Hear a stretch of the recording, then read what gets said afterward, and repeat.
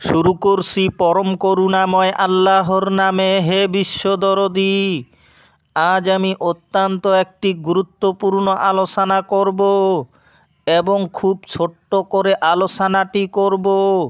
আশা রাখছি আপনারা মনোযোগ সহকারে সম্পূর্ণটা শুনবেন।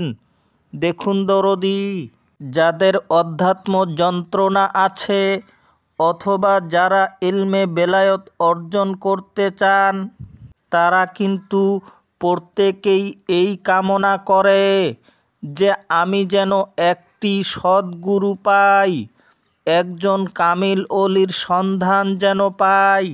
কেননা সে জানে যে সদ্গুরুর সোহবতে থাকলে নিজের জীবনটা ধন্য হবে। তাই তারা সর্বদাই সত্য অলির সন্ধান করতে থাকে, কিন্তু পায় না।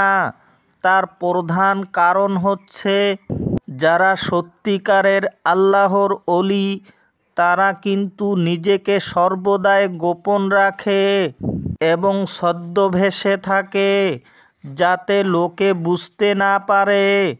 তারা যে কখনো নিজেকে ধরা দেয় না, নির্জন থাকতে তারা ভালোবাসেন। অথচ যারা কামিল আউলিয়া খোঁজে তারা তো প্রথমেই দেখে যে লোকটা নামাজি নাকি বেনামাজি, তার মাথায় টুপি, মুখে দাড়ি, পরনে জুব্বা আছে কি না, সে সুন্নতের পাবন্দি করছে কি না, বিভিন্ন ইত্যাদি। এই বাহ্যিক দিকগুলো খুবই তারা দেখার চেষ্টা করে।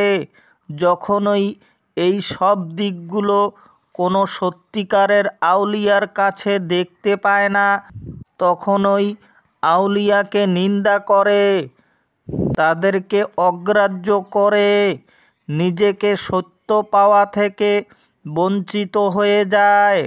হে দরদী, আমি প্রথমে বলে এসেছি যে যারা সত্যিকারের অলি হবেন তারা আপনাকে কখনো ধরা দিবে না, কারণ তারা সর্বদাই এটাই কামনা করে যে মহান আল্লাহ ছাড়া যেন দুনিয়ার কোনো মানুষ আমাকে বুঝতে না পারে।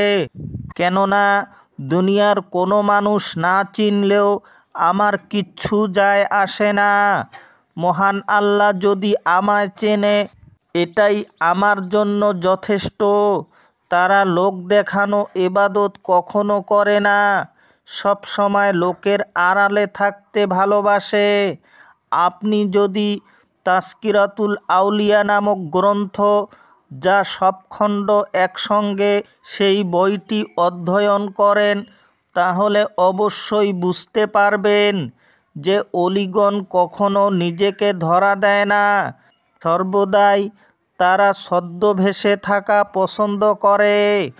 তাই আপনাকে অবশ্যই সত্য খুঁজিয়া বাহির করতে হবে, তবেই আপনার মুক্তি।